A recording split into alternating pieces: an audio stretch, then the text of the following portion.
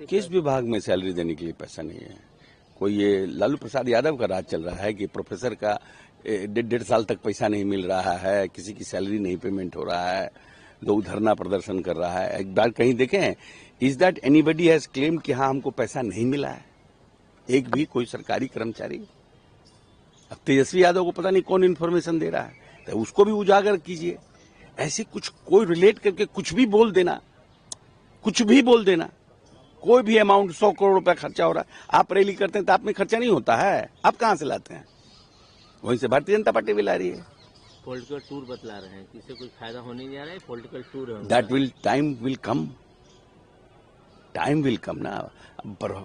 तेजस्वी यादव पढ़ाई छोड़ करके उसके बाद अब ज्योतिष उतिष कर रहे थे, इसकी जानकारी हमको नहीं है कि चुनाव के बाद का वो अभी से ही प्रिडिक्शन कर रहे हैं। हम तो कॉन्फिडेंट हैं कि इस बार ऐसे बुरे पिटेंगे कि लालू प्रसाद यादव भी इतना नहीं बुरे से पिटे थे। नेशनल दामाद आयोग एनडीए का इस पर है। और दूसरी चीज बोल रहे हैं कि प्रधानमंत्री जी परिवारवाद पर क्यों नहीं बोलते हैं? क्यों परिवारवाद पे प्रधानमंत्री जी बोल तो चुके हैं। आप लोग तो 9-9, 10-10 आदमी तो आप लोग लाए हुए हैं परिवार में। जो लोग अनक्वालिफाइड है, they are not even qualified, उनको आपने बनाया है।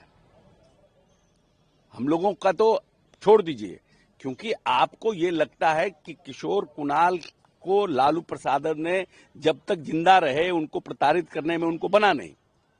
महावीर मंदिर तोड़ने गए थे उनके साथ, उसके बाद प्रभु ने उन्हीं को तोड़ दिया पूरी तरह से। तो अब तो जब तक जिंदा रहे कुछ किए नहीं, तो अब दामाद आयोग का नाम लेके अशोक चौधरी के थ्रू उस पर निशाना साध रहे हैं। तो ये पॉलिटिक्स व्यक्तिगत खुंदक निकालने का थोड़ी है। अमित शाह ने अपमान किया था बाबा साहब को, बोल रहे प्रधानमंत्री क्यों भूल गए इस चीज को? केवल लालू जी याद है उनको। प्रधानमंत्री जी, अमित शाह ने क्या अपमान किया था? अमित शाह जी ने तो कहा था कि आप इसको तो आप ऐसा प्रोजेक्ट कर रहे हैं ना, जितना काम एनडीए के शासनकाल में दलितों का हुआ है या किया जा रहा है, या प्रधानमंत्री जी जिस तरह से एक्ट कर रहे हैं, जिस तरह से परसेप्शन बना रहे हैं, देश का प्रधानमंत्री सफाई कर्मियों का पैर धो रहा है, क्या है ये? एक परसेप्शन देश में बनाया जा रहा है, अधिकारी पदाधिकारी अपने रैंक एंड फाइल के लोगों का, कि उनका भी सम्मान करना सीखो। तो आप कह रहे हैं कि अपमान कर रहा है। अपमान तो आप कर रहे हैं, वोट लेते हैं और सम्मान देते नहीं हैं, और जो सम्मान दे रहा है उन पर व्यक्तिगत टिप्पणी करते हैं। ये हमने एक बात कही कि जो पलायन हो रहा है केवल इसके लिए कांग्रेस और आरजेडी दोषी और कोई नहीं। अगर कोई इस तरह की बातें करता है जाके आरजेडी और कांग्रेस से पहले पूछे। नहीं, बिल्कुल। जब देखिए हमारा ग्रोथ रेट, जब कांग्रेस पार्टी थी तो हमारा ग्रोथ रेट 3.5 से 4% था, और उस समय लालू जी आए, 15 साल लालू जी रहे तो ग्रोथ रेट चला आया 2.3% पर। तो जब हमारा इकोनॉमी ओपन हो रहा था, जब सब राज्य जो है नए लोगों को अट्रैक्ट कर रहा था, इंडस्ट्रीज पॉलिसी बन रही थी, तो उस समय तो आपने लॉ एंड ऑर्डर इतना बिगाड़ के रखा था कि जो इंडस्ट्रीज आने का क्या, जो लोग व्यापारी यहाँ ऑलरेडी एग्जिस्ट कर रहे थे, डॉक्टर एग्जिस्ट, वो भाग रहे थे यहाँ से। याद होगा पटना में एग्जीबिशन रोड में मारुति का शोरूम बंद हो गया।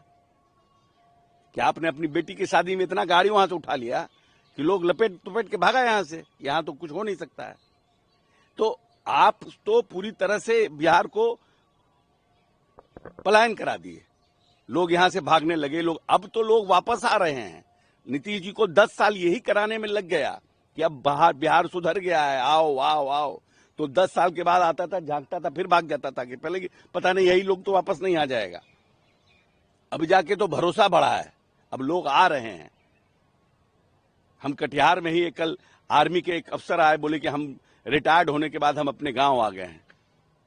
हम पूना में रहते थे, हम पूना से आ गए अपने गांव, यहाँ बिजली है, सब कुछ है। तो उनकी थोड़ी सी छोटी सी समस्या था, बोले कि उसका भी समाधान करा दीजिएगा तो और अच्छा हो जाएगा। तो हम समझते हैं कि लोग अब बिहार की तरफ अट्रैक्ट हो रहे हैं, और हम तो कह ही रहे हैं कि आने वाला ये 5 साल हमारे समृद्धि का समय है।